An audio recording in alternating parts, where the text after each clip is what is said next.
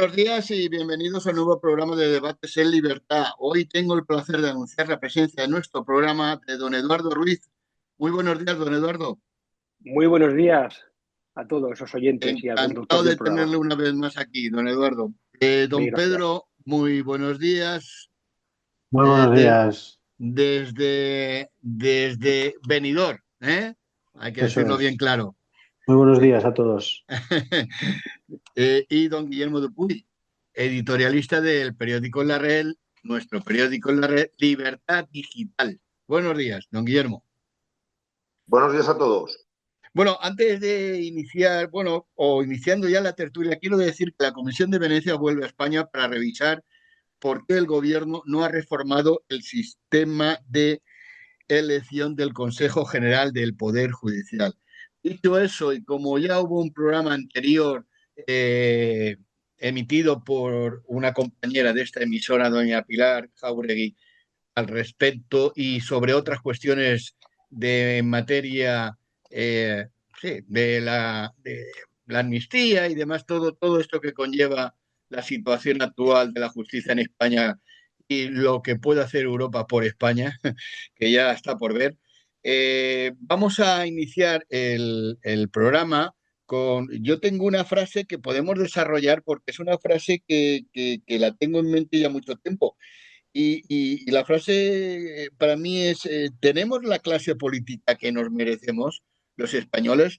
La verdad es que este es un pensamiento recurrente en mi caso. Yo siempre he pensado que no, pero bueno, como hay pensadores más atinados que yo, para eso están aquí en el programa.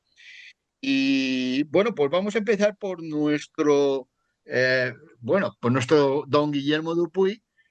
¿Qué le parece? Y desarrollamos el programa en base a lo que vaya surgiendo, de una manera espontánea.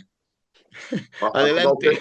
ha tocado usted dos temas. Ha tocado usted dos temas. Lo de la Constitución de Venecia y si los gobernantes que tenemos somos los que nos merecemos. Sí, Ahora, la Constitución de Venecia, vamos a ver, Europa ya desde hace mucho tiempo nos estaba diciendo que el sistema de definición de los miembros del órgano de gobierno de los jueces es pura proyección del poder legislativo, que había que cambiarlo y que al menos la mitad de los miembros tenía que ser de los jueces tenían que ser y los magistrados tenían que ser elegidos por sus pares. Pero bueno, tal y como era previsible, aunque estuvieron muchos meses el Partido Popular oponiéndose a la renovación del Consejo General del Poder Judicial si no era con esta premisa, es decir, renovamos el Consejo General del Poder Judicial porque su mandato ciertamente había caducado, pero aplicando el principio de que se renueva, que la mitad lo renueva los propios magistrados.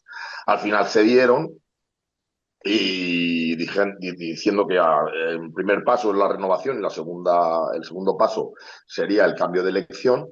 Y como era previsible, pues se ha hecho lo primero, es decir, hemos vuelto otra vez a que el Partido Popular y el Partido Socialista se repartieran los miembros en el Consejo y ha quedado pendiente el cambiar la normativa para que al menos eso, la mitad de los magistrados pues los designe el propio Poder Judicial, ¿no?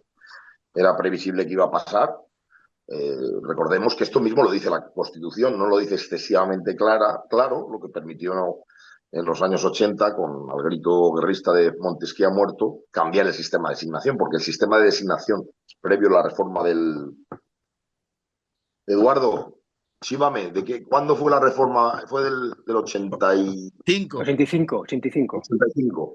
Previo al 85, sí que España, el Reino de España, sí que designaba más de la mitad del Consejo del Poder Judicial lo designaban los propios jueces, pero eso lo cambió, hubo una votación que salió adelante, quiero recordar, por el voto de calidad del entonces presidente del Tribunal Constitucional y se interpretó que no, que se podía elegir todos los vocales por parte del Poder Legislativo. Es una tarea, una asignatura pendiente en algo tan esencial para las democracias como es la separación de poderes. Pero bueno, eso está pendiente. Y con respecto ya a la otra pregunta, pues yo digo, si nos merecemos, nos merecemos, hombre. Hombre, es que yo ahí, es lo que digo, yo es que no sé entonar la primera persona del plural. Habrá alguno que lo merezca, yo creo que no lo merezco, pero no sé, yo quisiera tener, y creo que no he hecho nada para merecer que el señor Sánchez me represente, no sé, o que sea el presidente del gobierno. Y muchos españoles dirán, oye, pero yo tampoco lo merezco. Pero es evidente que lo que sí que es cierto es que el señor Sánchez no se ha puesto donde está con un golpe de eso, es decir, hay gente que lo ha votado. Entonces, yo lo que pasa es que no quiero entonar la primera persona del plural porque creo que cada persona es un mundo y cada uno, yo desde luego creo que no me merezco la clase política que tenemos, lo cual no quiere decir que los españoles en su conjunto no tengamos responsabilidad porque al fin y al cabo lo que es cierto es que los elegimos. Bien, es cierto que nos están privando de volver a ejercitar el derecho de elección porque no quieren tener adelanto electoral. Pero el caso es que los españoles eligieron lo que eligieron. Los representantes de la soberanía nacional son los que se sientan en el Congreso y fueron ellos los que han elegido. Yo lo que espero es que mejor en las próximas elecciones que tengamos unos representantes un poquito más dignos, ¿no? Don Eduardo, ¿cuál es su planteamiento? Bueno, pues tratando los dos temas en concreto que también ha desarrollado don Guillermo, yo creo que, por una parte, el tema del Consejo del Poder Judicial, siguiendo los estándares de la Comisión de Venecia, que como saben todos ustedes es un órgano consultivo del Consejo de Europa, y que aborda fundamentalmente temas constitucionales y de estructuras jurídicas, en este caso, la recomendación que hace la Comisión de Venecia respecto a la elección de los miembros del Consejo General del Poder Judicial, en realidad, si aplicáramos el sentido literal y estricto y en un sentido, digamos, una interpretación adecuada, que es la lógica de lo que establece la Constitución, es decir, que de los miembros del Consejo General del Poder Judicial, 12 fueron elegidos por los jueces de entre los jueces y magistrados y los 8 restantes por el Parlamento, por el Congreso y el Senado, sería un modelo perfectamente válido. Lo que pasa es que, como bien ha apuntado don Guillermo, con la reforma del año 85 de la Ley Orgánica del Poder Judicial, se pervirtió ese modelo. Es verdad que el Tribunal Constitucional, cuando dictó sentencia en la cuestión, vino a decir algo así como que el modelo que se establecía, es decir, la elección por parte del Congreso y del Senado de todos los miembros del Consejo del Poder Judicial, sería válida siempre y cuando no fuera un trapicheo político. Pero claro, es que eso es como Claro. decir una cosa y la contraria, porque claro, Me abres la puerta portaros bien. si tú pones en manos del Congreso y del Senado la elección del 100% de los miembros, el trapicheo político está servido. Es decir, por tanto, Claro. es un sistema que no puede funcionar nunca bajo estándares, digamos, de separación de poderes, que es lo que exigía la Constitución y lo que exige o lo que propone en la Comisión de Venecia.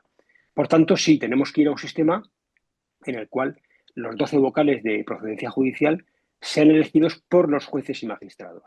Con eso garantizaríamos un sistema, digamos, que jugaría con ambos modelos. La intervención del Parlamento en los 8 vocales que no son jueces y, por otra parte, la mayoría de la composición del Consejo elegido por jueces y magistrados, de entre jueces y magistrados. Eso sería un modelo aceptablemente válido.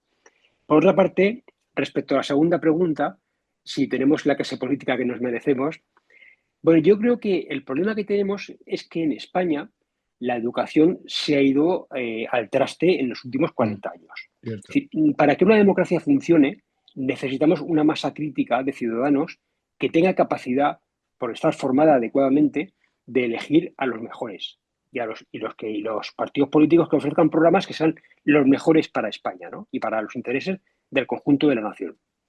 El problema, claro, es que lógicamente los gobiernos socialistas que han ido entrando en la Moncloa desde que se instauró la democracia en España han ido rebajando la calidad del sistema educativo en España hasta llegar al punto en el que estamos. De forma que actualmente, como todos ustedes saben, un alumno puede pasar en la educación obligatoria de curso teniendo asignaturas suspendidas, incluso aunque sean mogollón. Claro, con este sistema, lógicamente, y además teniendo en cuenta otro punto que es muy importante, y es que la educación, especialmente en la pública, está copada por elementos de la izquierda y de la izquierda radical que se llaman profesores y maestros. No digo que sean todos, lógicamente, todos no lo son, pero hay muchos que se han metido en ese ámbito y que lógicamente le dan un sesgo ideológico a la educación, fundamentalmente la pública, pues claro, llegamos a un punto en el cual la gente en España, los estudiantes, no tienen el elemento crítico necesario para poder juzgar con objetividad y con fundamento si la política que están eligiendo es buena o es mala. Entonces, evidentemente, ¿tenemos lo que nos merecemos? Pues lógicamente yo no tengo lo que me merezco, pero creo que hay gente que vota así porque no está formada adecuadamente. Don Pedro, ¿cuál es su parecer? Bueno, sobre el primer tema, un poco más que añadir de lo que han dicho don Guillermo y don Eduardo. Me parece que lo han ilustrado muy bien. Creo que la separación de poderes es un gran problema. Me parece quizá que hablar sobre si La ausencia, la dirás. ausencia, sí, claro, perdón.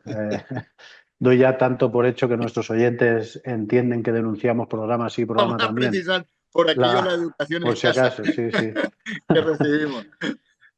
Pero bueno, en ese asunto yo creo que no es tan importante el método concreto, si son esta cantidad elegida por este, esta por otros y tal, porque eso es un poco como si te dan una paliza y te pones a debatir si te han roto dos costillas o cuatro. No, el tema es de principios, es decir, no me dé la paliza, no haga usted enjuagues políticos y tenga usted un poder judicial independiente del poder legislativo e independiente del poder ejecutivo.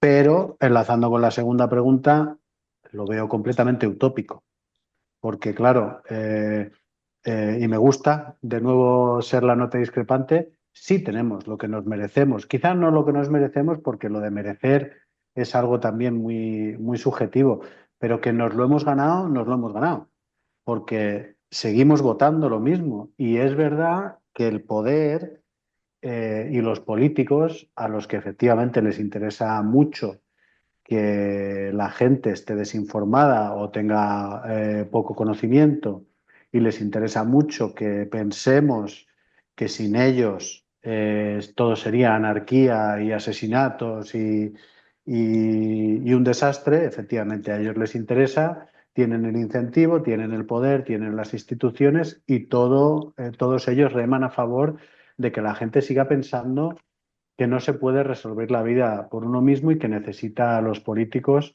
para que le arreglen las cosas y más allá, no solo para que le arreglen las situaciones o los problemas, sino para que les digan lo que tienen que hacer.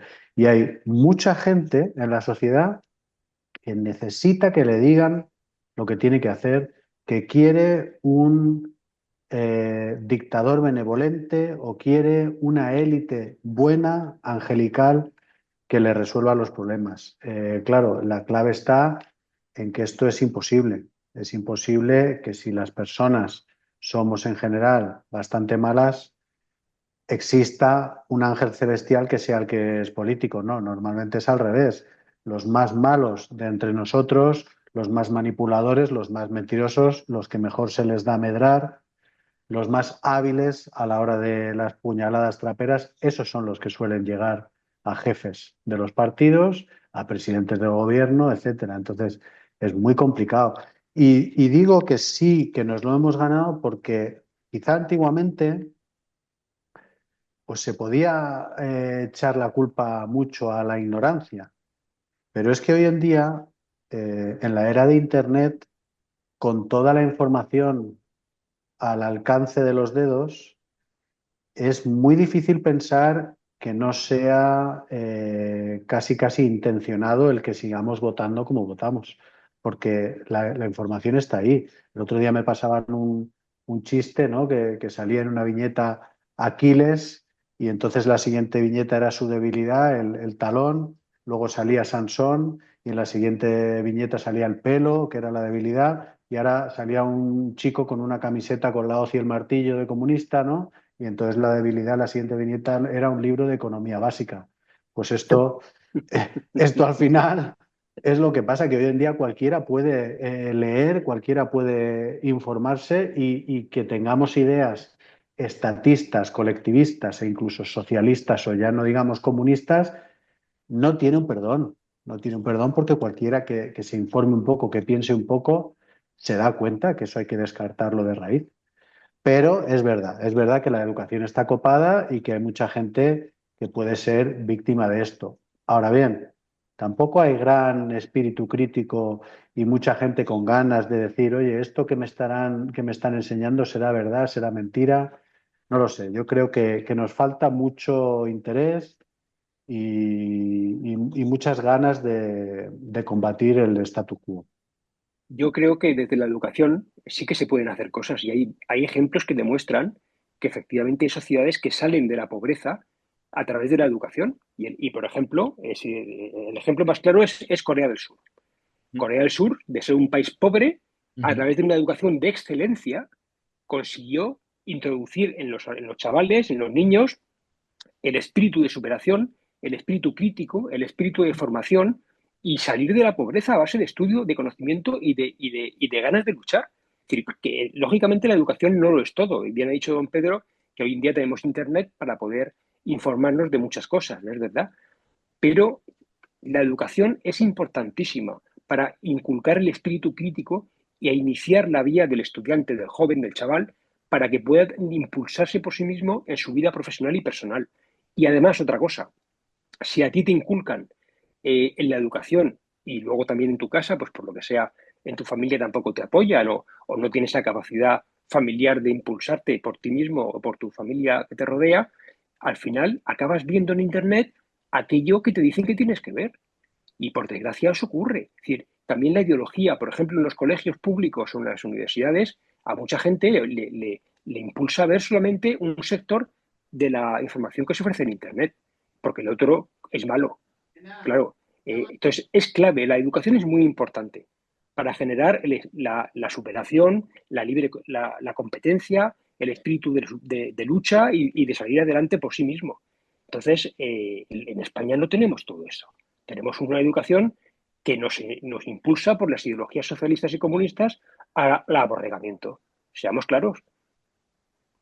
Yo, dándole importancia y subrayando, evidentemente, que la educación es importante, pero es que el ser humano es un poco raro, porque a veces tampoco es la panacea. A mí siempre me llamaba la atención que los gemelos rojos eran alumnos aventajados de Sartre en la Sorbona.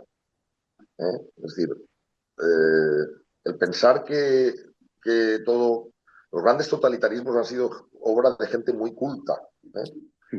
Alemania era el pueblo más culto en los años 30, Sí, sí. sin duda, el pueblo más culto de Europa.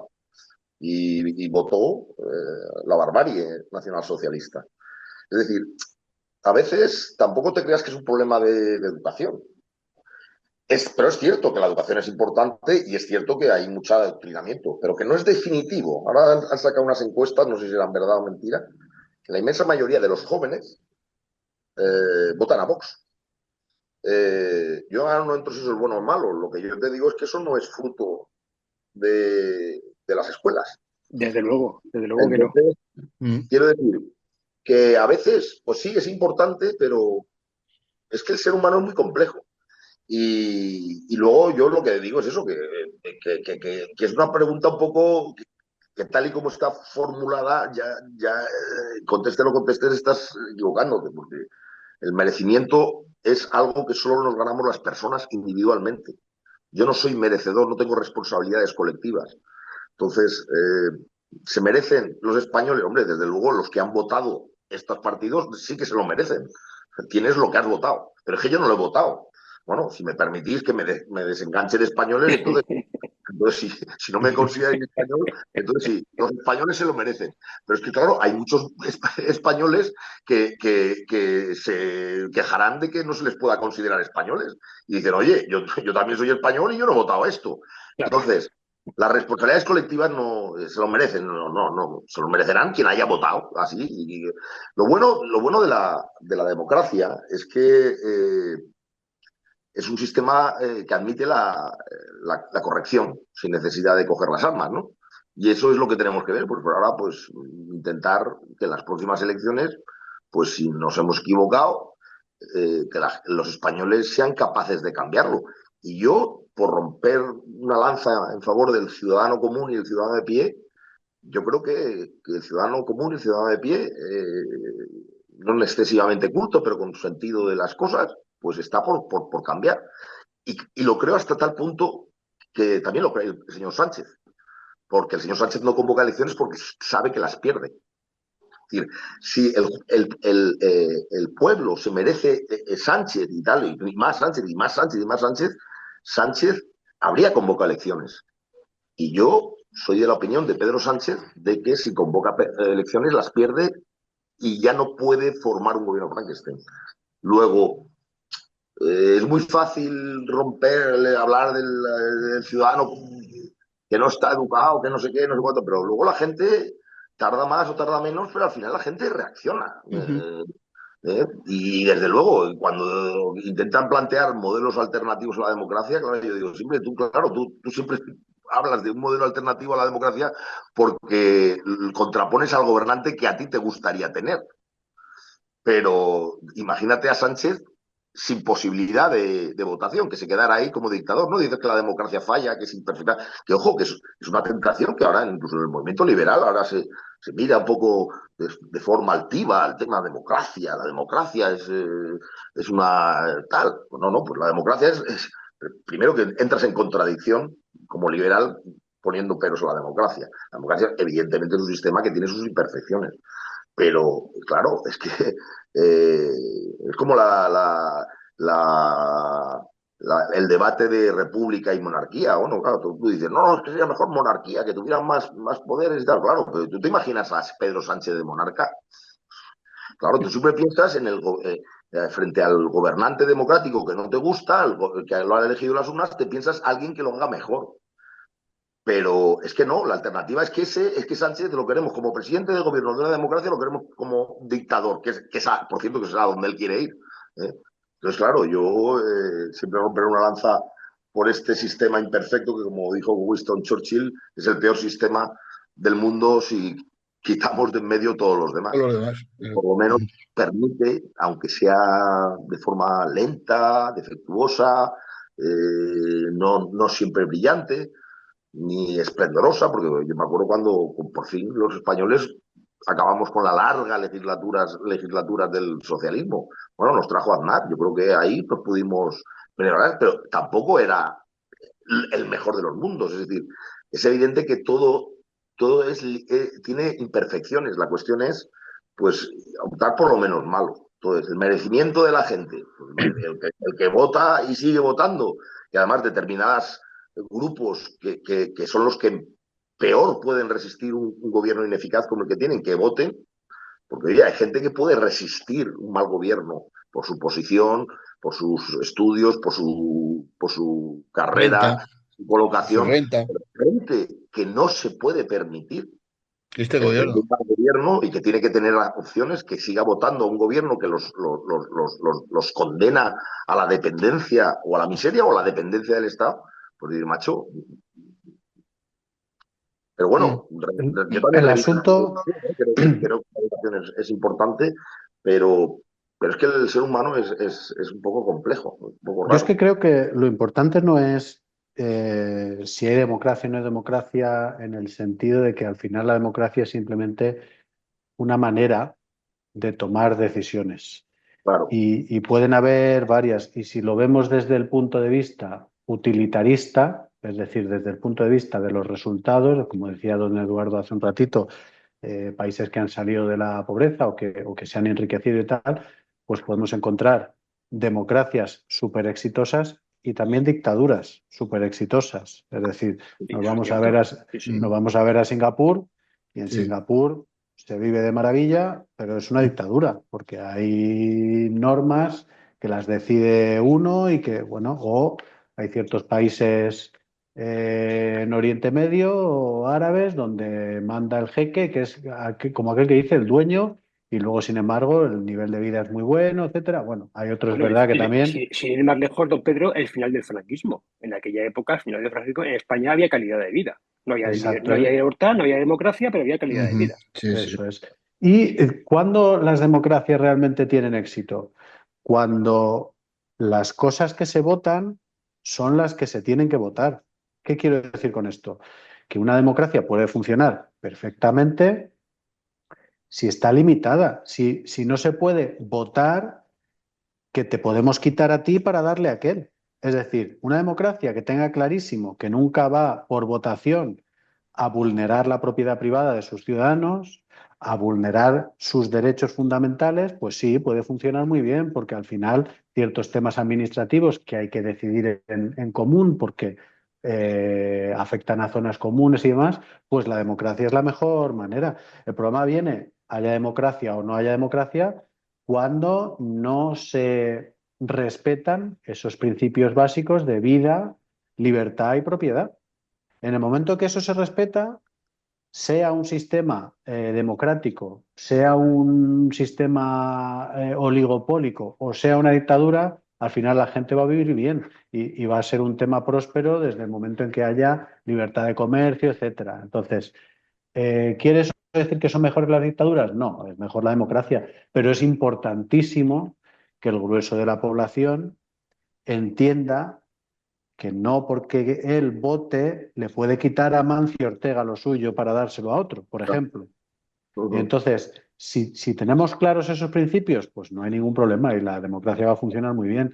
Pero claro, no los tenemos claros. No los tenemos claros porque hay mucha envidia, porque hay mucha falta de empatía y porque los políticos también es verdad que han hecho un gran trabajo durante años y años inculcando a la población ideas de falsa solidaridad con el dinero de los demás, ideas de grandes peligros de, oye, si la sanidad fuera privada, esto sería la gente muriéndose por las calles y tal, cuando es al revés. En el momento en que el Estado gestiona la sanidad, es una mierda, hay colas, no funciona. Pero claro, eso es muy difícil, porque eso cualquiera que se lo comentes te lleva las manos a la cabeza. Está muy arraigada esa idea y como esa muchas otras. Entonces, es complicado. Volvemos al tema de la educación, don Pedro, porque al final si tú educas a la gente en que se superen, en que la competitividad está muy bien, en que la libre empresa es una cosa fantástica, en que el estatismo y el colectivismo no es bueno y demuestras la verdad no son teorías económicas, es la verdad. El mundo libre es el que está desarrollado y el que funciona. El mundo socialista no funciona y eso es lo que hay que enseñar en las escuelas. Si tú enseñas todo eso, los peligros que usted ha comentado desaparecen. Sí, no, vamos a ver, eso es innegable lo que dice don Eduardo, ya lo decía Antonio Gramsci, que decía, a mí darme la educación y la cultura y lo demás lo obtendré por añadidura. Es decir, los comunistas siempre fueron muy, muy, muy, muy sabios a la hora de saber que el adoctrinamiento es esencial. Claro, es una lección que tenemos que aprender los partidarios del mundo libre, lo mismo, es decir, que la educación no es baladí. El mundo cultural, cuál es el paradigma imperante. Si hay un paradigma imperante que lo que elogia es el funcionariado y denigra al empresario, pues evidentemente eso va a producir una sociedad tendente al estatismo, a la hostilidad al mundo mercantil, al mundo empresarial. Eso tiene una influencia evidente. Y lo otro, pues, que decía don Pedro, pues también tiene razón, pero vamos a ver, yo es que no contrapongo, es que son preguntas de ciencia política distintas. Democracia responde a la pregunta de quién debe detentar el poder, no entramos en cuál es la extensión de ese poder. Entonces, serían dos preguntas distintas. ¿Quién debe detentar el poder? Pues unos dirán que los ciudadanos libremente elegidos eligen el gobierno, o otros dicen que no, el representante de Dios, que es el que lo sabe todo, lo tiene que ejercer. O otros te dirán que no, el monarca que representa el reino y tal, pues tiene que ser el que ejerza el poder. Pero en esas preguntas no se habla de la extensión del poder. Entonces, es otra pregunta distinta de ciencia política. Es, independientemente de quién gobierne, sea el representante de Dios en la tierra, sea el monarca, sea el ciudadano elegido por los ciudadanos, ¿cuál es el límite de su acción? ¿Cuál es hasta dónde se puede meter? Porque claro, a mí que me digan cómo tenga que ir vestido y me digan, no te quejes, Guillermo, porque quien te está obligando a ir vestido de determinada forma no es un monarca absoluto, no es un ayatolá, sino que ha sido el gobernante libremente elegido por el pueblo. Oiga, pues me importa un poquito, a mí me están cercenando porque... Entonces, muchas veces hay cierta tentación en cierto sector liberal de criticar la democracia, que es un sistema de elección de quién debe de tener poder, por el hecho de que hay mucho gobierno democrático que invade. Pero son conceptos distintos. Una cosa es la extensión del poder y otra cosa es el origen del poder. Entonces, si un gobierno democrático ejerce de manera totalitaria su poder, podrá ser democrático, pero tenemos que combatirlo porque no tiene límites a su poder. Nos dice con quién tenemos que comerciar, qué religión debemos profesar, con quién podemos o no intercambiar bienes y servicios. Entonces, por muy democráticamente que se elegido, no, el gobierno sí, evidentemente tiene que ser elegido por los ciudadanos. Pero ahora bien, el hecho de que haya sido designado democráticamente no nos tiene que hacer bajar las barreras de precaución que teníamos cuando el gobierno lo detentaba un tirano. Es decir, oiga, bien que esté que lo designe el pueblo, pero esa mayoría transitoria, el gobernante elegido por una mayoría transitoria, no puede invadir derechos individuales que, independientemente de ejercer el poder, deben ser respetados. Entonces son problemas de ciencia política distintas, el origen de quién gobierna y otra pregunta es cuáles son los límites al gobierno. Yo Lo creo que que pasa, don Guillermo, es que tengo la impresión de evidentemente, como que... usted bien apuntaba, es teóricamente factible un gobierno autoritario no totalitario, como puede ser factible un gobierno democrático totalitario. En teoría política, eso es precisamente porque como responden a cuestiones distintas, aunque sea paradójicamente, aunque parezca contradictorio hablar de gobierno democrático totalitario y hablar de gobierno autoritario liberal, teóricamente es posible porque están puede- respondiendo a preguntas distintas. Lo que pasa es que eso rara vez ocurre. No quiere decir que no pueda ocurrir. Como hubiera Pero apuntado, yo a lo que voy, el final del franquismo fue democracia orgánica. fue un claro ejemplo de gobierno autoritario no totalitario. Sí. Sí, pero yo a lo que voy es que la palabra democracia Vamos está a muy cambiar de tema cargada ahora. ¿Eh? Te quiero tocar una cosita. culturalmente. Sí, adelante. Apunto esta última idea. Culturalmente, la palabra democracia está cargada muy positivamente.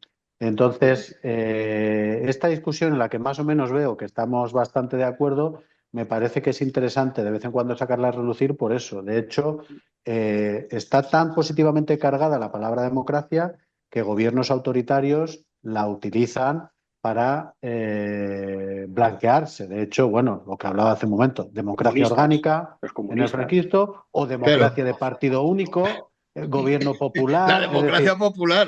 La claro, democracia entonces popular. Ejemplo eso más es, palmario. ¿Eh? Alemania, la República Democrática de Alemania. claro. Exactamente. ¿Por qué? Democrática alemana. Porque ya la palabra democracia parece que es la panacea. Y por eso a mí me parece importante hablar de vez en cuando de estos temas. Oiga, democracia está bien, pero lo importante es que se respeten los derechos y las libertades de los individuos. Y a partir de ahí, Bueno, Ante pues esas efectivamente. manipulaciones, don vamos. Eduardo, y lo digo porque hay un sector liberal que me preocupa, ante esas manipulaciones de la palabra democracia, lo que hay que salir es en defensa de la democracia y decir que eso que está usted defendiendo como democrático no es democrático. Vamos a ver, en el siglo XIX también se manipuló mucho la palabra libertad. ¿eh? Y en el nombre de la libertad se vendían verdaderas mercancías averiadas. Pero lo que hay que hacer es salir en defensa de la libertad para decir, no, esto no es libertad, esto lo estáis pervertiendo. La verdadera libertad no es lo que vosotros decís, es lo que otro. Lo que no hay que decir es, ante la manipulación de la democracia, hay que entonar, lo que no hay que hacer es entonar el viva las cadenas, porque entonces le estás dando una palabra con enorme atractivo a sus enemigos. No, no, aquí hay que salir en defensa de la democracia y en contra de los que utilizan la palabra de democracia para manipularla y para hacerla pasar por cosas que no es. Porque la tentación es decir, bueno, pues esto es la democracia, que se vaya a tomar por viento, porque yo, a mí que me violen mi propiedad privada, que me cercenen mi libertad de expresión, que tal, porque lo sea el gobierno democrático, pues que le den piernas a la Claro, democracia e claro. incluso me da tentación de escribir un libro contra la democracia. Bueno, pues están haciendo la misma estupidez que hacían aquellos decimonónicos que ante la manipulación de la palabra libertad entonaron, pues vivan las Viva cadenas. las cadenas. Sí. Libertad, viva las cadenas. Bueno, No, Hay que salir en defensa de la democracia. Don En contra Guillermo, de las manipulaciones de la gente que qui- manipula la palabra de la democracia. quiero en este último tramo del programa hablar del pacto de Trump con von der Leyen, Unión Europea, para ponernos a todos un 15% fijo de arancel. Y eso por un lado. Y si nos da tiempo, explicar un poco en qué consiste esto de las balanzas comerciales, porque existe el pensamiento generalizado de que equilibrar una balanza comercial ha de ser una obligación de cualquier Estado. Y yo es que eso no lo tengo muy claro. Pero bueno, en cualquier caso, les doy la palabra. Empezamos por el pacto entre Trump y von der Leyen, el 15% y las consecuencias, creo, negativas de este pacto. Muy A ver, democrático todo. ahora a lo que nos toca el bolsillo, señores. A ver, don Eduardo, comience usted. Oh, Pues hay que ver la letra pequeña, como todo. Nos hemos quedado con el titular del acuerdo, pero hay que ver cómo afecta, a qué sectores afecta y si esto también implica, por ejemplo, que se eliminen los aranceles encubiertos que la Unión Europea establecía a productos americanos como consecuencia de las leyes climáticas que tenemos en Europa y que no tienen en Estados Unidos. Evidentemente, yo preferiría que el libre comercio fuera total y completo, pero si al final realmente es un 15% de ida y vuelta, sin trucos y sin engaños, puede funcionar.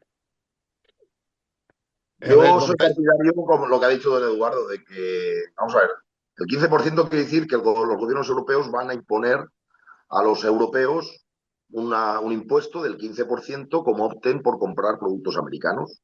¿Y te parece bien? Pues no, no me parece bien. Y tampoco me parece bien que el gobierno americano imponga a los ciudadanos americanos un 15% de impuesto si les da la gana de comprar productos europeos. Evidentemente, ¿esto es buena noticia? Hombre, depende de lo que estemos hablando. Si la alternativa es que sea un 30%, un 40%, un 50% o romper negociaciones comerciales, pues evidentemente siempre es podemos mejor. felicitarnos. Pero es evidente que lo mejor sería que no se penalizara, que los gobiernos no penalizaran a sus ciudadanos por ejercer la libertad de elección, que es lo que hace un país cuando se pone a, entre comillas, proteger. Cuando se pone a proteger, lo que hace es cercenar la libertad de elección de sus compatriotas. Entonces, que lo que cercene un 15%, hombre, es mejor que un 15% que lo cercenen un 30%, pero para mí Sin duda. no tenía que cercenarlo en absoluto. Y a mí que no se me penalice porque me quiera comprar unas zapatillas y resulta que esas zapatillas no están hechas en Alcoy, sino que están hechas en Michigan. Que no me machaquen con eso. ¿eh? Entonces, pues en principio, como partidario de libre comercio, lo que quisiera es que los aranceles fueran cero y que hubiera una libre cooperación entre la gente y que no los gobernantes decidan cuál es el porcentaje de los demás, porque están utilizando nuestros derechos, están cercenando nuestros derechos, están diciendo hasta qué punto, hasta qué porcentaje yo soy libre para elegir, yo como ciudadano soy libre para elegirlo, comprar donde me dé la gana. Y viene un gobernante, y aquí entramos en lo que estábamos hablando antes, ¿por qué los gobiernos tienen la potestad de imponer a sus ciudadanos cuál es el margen de libertad que tienen? Oiga, yo quiero tener libertad plena.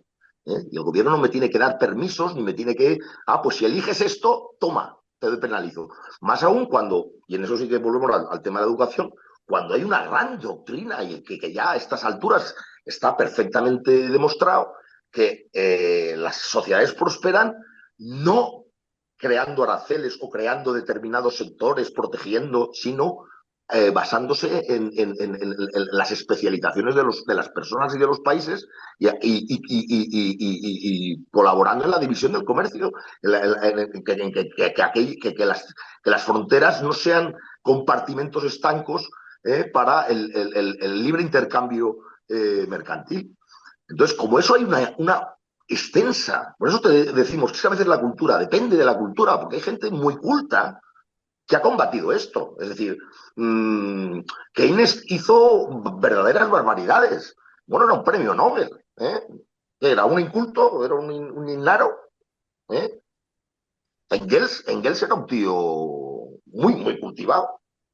Entonces, a veces la cultura no te garantiza todo. Si has leído mucho, pero has leído mucho malo, pues Sí, aún. de hecho yo creo que a eso apuntaba don Ricardo cuando hablaba de este tema de las balanzas comerciales, ¿no? Que hay una idea ahora que parecía que estaba ya desbancada, pero que parece que hoy en día vuelve, Ujú, la ha vuelto a poner de moda Trump, y es ujú, este tema, ¿no? De que, bueno, por ejemplo, si tenemos el país A que produce caucho, el país B produce ruedas y el país C produce coches, pues ujú. la balanza comercial del país A con el país B será positiva porque le vende todo el caucho para hacer las ruedas, y del país B con el país A pues será Efectivamente. negativa, pero del país B con el país C será positiva y del país... Es decir, que no tiene las balanzas comerciales.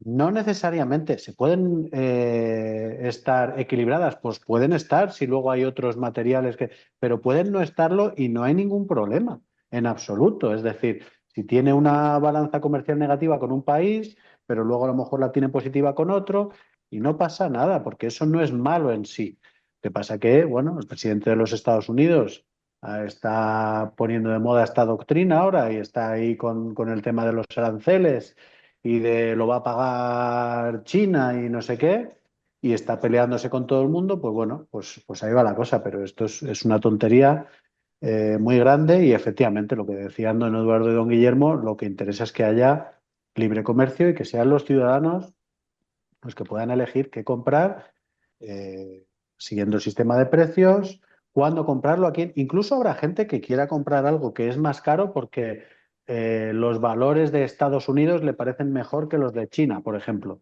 Y a lo mejor le compra a Estados Unidos, o igual que hay gente que ahora con todo el jaleo que montaron en Cataluña, pues dice, pues yo voy a hacer boicot a los productos catalanes, y en el supermercado si ve algo producido en Cataluña no lo compra. Bueno, pues Es cada muy uno curioso. que haga lo que quiera con su dinero. No me Claro. pida a mí que gaste más porque usted tiene una idea política y quiere castigar a alguien. Oiga, yo compraré lo que yo quiera. Pero que usted quiere comprar menos de aquí y más de allá, aunque sea más caro, pues haga lo que quiera. Ujú. Bueno, yo creo que sí que es cierto que hay mucha gente también, y en esto incorporo a China, como elemento que distorsiona el libre mercado en el sentido, hombre, yo creo que no solo es China, pero en cualquier caso siempre es recurrente la palabra China al hecho de que los productos están respaldados por un Estado y por tanto entran en competencia del real en el mundo supuestamente del libre comercio. ¿Qué les parece todo esto? La acción de China con respecto a... Esto lo comentaba Milton Friedman, y solía decir, oiga, si un gobierno quiere empobrecer a sus ciudadanos subvencionando ciertas industrias, pues allá él, déjenle, a nosotros no nos perjudica, lo compramos más barato. Entonces, competencia desleal, bueno, y luego, por otra parte, también he de decir que lo que estoy aprendiendo en los últimos tiempos sobre China es que han abrazado el capitalismo de una forma bastante salvaje. Es decir, sí, es partido único, sí, es un partido comunista, pero luego no crean que las políticas son mucho más comunistas que las de España. Hay mucha intervención, en China. O sea, que es verdad que se aplica el régimen capitalista, pero siempre con intervención del Estado, siempre metiendo la mano a los comunistas para llevarse una comisión o para controlar las empresas. Es decir, Mm. el comunismo está siempre detrás, ¿eh? Pero competencia entre ellas. Y no hay subvenciones casi.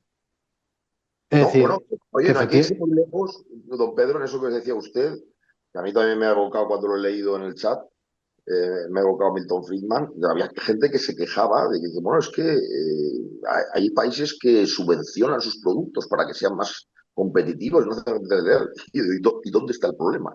Es decir, vamos a ver, que ahora el gobierno japonés extraiga impuestos a los ciudadanos japoneses para que las mercancías que los japoneses nos pongan en España nos resulten a los españoles más barata, ¿dónde está el problema? Es decir, yo me soliviantaría como japonés. Le diría, oiga, a los productores japoneses que le den pues morcilla, porque tenemos que pagar a los ciudadanos Claro, claro. que somos mucho más representantes de Japón que los que producen ese producto japonés, le tenemos que pagar impuestos al gobierno para que el gobierno les dé subvenciones a los productores japoneses para que los vendan más baratos a los españoles. ¿Qué pasa? Que los españoles han nacido con un derecho a comprar barato que tenemos que sufragar los ciudadanos japoneses. Entonces, también es verdad que con eso, don Guillermo, te cargas la industria local. Sí, sí, claro. Y al final, claro, ¿qué pasa con eso? Desde el punto de vista político, generas dependencia. Dependencia no, de la industria china, claro.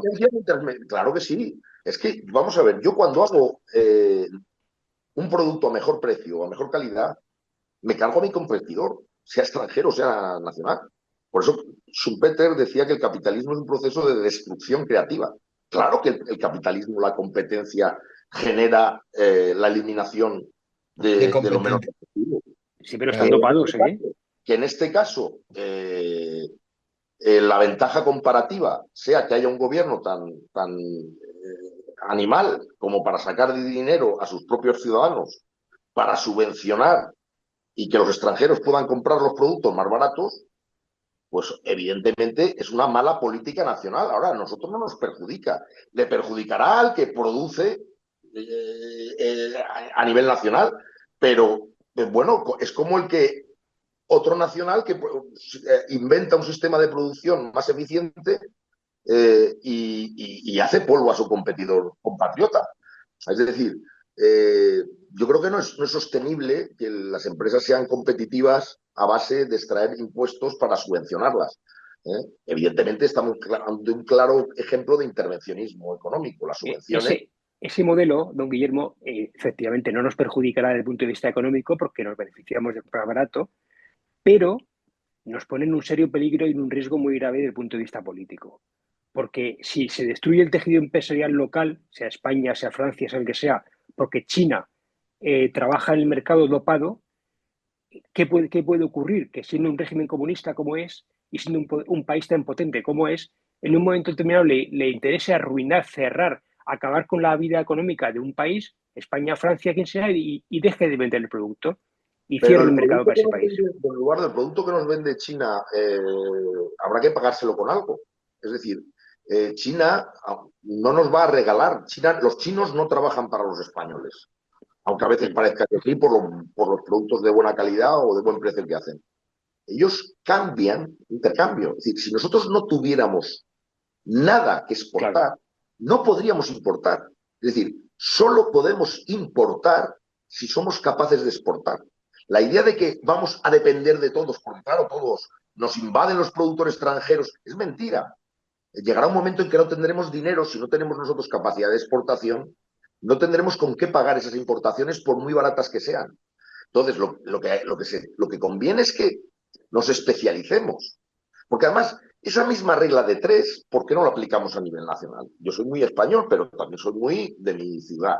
Es decir, ¿por qué tengo que comprar el producto bilbaíno? Ahora viene, en vez del americano, no, ponemos el arancel para que el americano no le haga competencia al producto bilbaíno. Bueno, pues con esa misma regla de tres, ¿por qué no ponemos aranceles los alicantinos a los productos bilbaínos para generar, no tener una dependencia de los productos de Bilbao? Que Alicante tenga de todo. Es que estamos yendo hacia atrás en lo que es la historia del pensamiento económico, que es que nos hacemos ricos cuando cada vez extendemos nuestra dependencia, Claro. cuando somos más dependientes. O sea, la idea de la autarquía, que podamos producir, tener todo, todo de todos, que no nos tengamos que comprar nada, que podamos subsistir sin tener necesidad de depender de los demás. Es una idea completamente antieconómica y antiprogreso. Hasta que llegue una guerra. Bueno, de todas vamos a ver. formas, don Eduardo, La guerra viene a romper todas las reglas del juego. Claro, Claro. pero Ahora, este miedo a que sea China la que quiera empobrecernos y cargarse nuestra industria y tal, no se preocupe, don Eduardo, que eso ya lo hacen nuestros políticos. No puede quedar mejor el final del programa no puede haber quedado mejor. Don Pedro, anótese una canasta de 3 puntos. Bueno, señores, nos hemos quedado, nos hemos quedado sin tiempo. Muchas gracias por estar ahí, como siempre. Y nos han ilustrado mucho sus opiniones, por lo menos a mí. Espero que a los oyentes también. Y nada, pues desearle un feliz verano porque este programa, Dios mediante, ya no vuelve hasta finales de este mes, creo que 31 si la memoria no me falla, a volver a funcionar. y si el gobierno nos lo permite, por otro lado. Pero como nos lo va a permitir porque somos guerreros, ¿eh? Pues nos volveremos a ver y a escuchar. Muchas gracias a todos. Pasar un feliz verano, eh, disfrutar con la familia, los amigos, los ratos libres y nos vemos Dios mediante a finales del mes de agosto en un nuevo programa de debates en libertad. Adiós, buenos días y feliz verano para todos. Buenos días. Adiós, buenos días. Adiós, Hasta buenos luego. días.